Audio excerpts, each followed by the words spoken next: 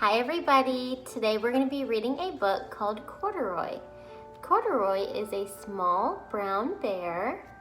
Let's see what Corduroy is doing. Corduroy is a bear who once lived in the toy department of a big store.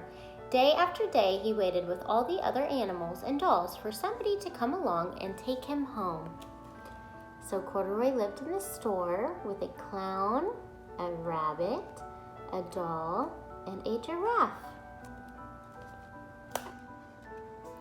The store was always filled with shoppers buying all sorts of things, but no one ever seemed to want a small bear in green overalls. Then one morning, a little girl stopped and looked straight into Corduroy's bright eyes. "Oh, Mommy," she said, "look, there's the very bear I've always wanted." "Not today, dear," her mother sighed. "I've spent too much already. Besides, he doesn't look new. He's lost the button to one of his shoulder straps."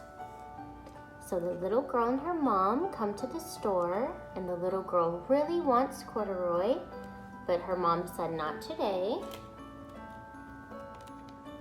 Corduroy watched them sadly as they walked away.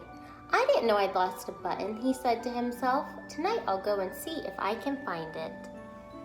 So Corduroy's sad as they leave the store, and he didn't know he lost his button, so now he's going to find it.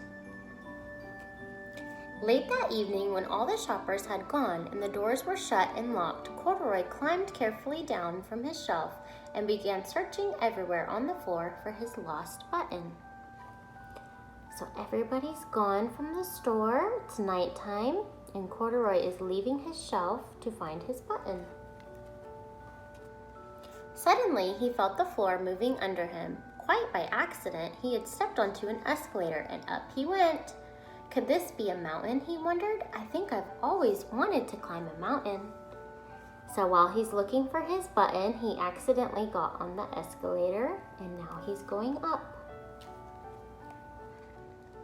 He stepped off the escalator as it reached the next floor, and there before his eyes was the most amazing sight. Tables and chairs and lamps and sofas and rows of beds. "This must be a palace," Corduroy gasped. "I guess I've always wanted to live in a palace." So he's on the next floor. There's lots of furniture and lots of beds. He wandered around admiring the furniture. "This must be a bed," he said. "I've always wanted to sleep in a bed." And up he crawled onto a large, thick mattress. All at once he saw something small and round. "Why, here's my button," he cried, and he tried to pick it up, but like all the other buttons on the mattress, it was tied down tight. So Corduroy found a bed, and on the bed, he noticed the mattress had little buttons like his. He yanked and pulled with both paws until pop, off came the button, and off the mattress Corduroy toppled, bang, into a tall floor lamp. Over it fell with a crash. So Corduroy finally got the button off the mattress, but he fell on the floor while doing so and crashed into the lamp. Corduroy didn't know it, but there was someone else awake in the store. The night watchman was going his rounds on the floor above. When he heard the crash, he came dashing down the escalator. "Now who in the world did that?" he exclaimed. "Somebody must be hiding around here." So the night watchman heard the loud crash, and now he knows somebody's in the store. He flashed his light under and over sofas and beds until he came to the biggest bed of all, and there he saw two fuzzy brown ears sticking up from under the cover. "Hello," he said. "How did you get upstairs?" So the night watchman found Corduroy. The watchman tucked Corduroy under his arm and carried him down the escalator and set him on the shelf in the toy department with the other animals and dolls.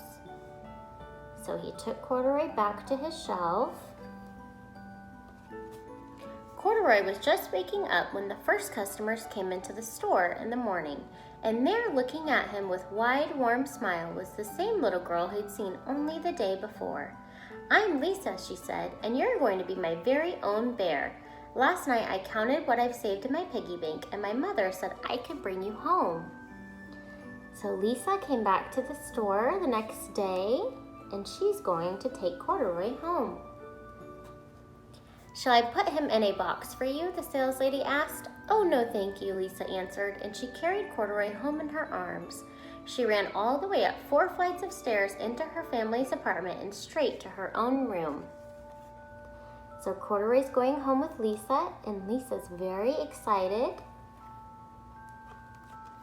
Corduroy blinked. There was a chair and a chest of drawers, and alongside a girl-sized bed stood a little bed just the right size for him. The room was small, nothing like that enormous palace in the department store. "This must be home," he said. "I know I've always wanted a home." Lisa sat down with Corduroy on her lap and began to sew a button on his overalls. "I like you the way you are," she said, "but you'll be more comfortable with your shoulder strap fastened." So he's at Lisa's house now. He's home, and she's gonna help him get his button on his overalls. "You must be a friend," said Corduroy. "I've always wanted a friend." "Me too," said Lisa, and gave him a big hug. The end. I hope you enjoyed that book. I can't wait to see you. Mwah.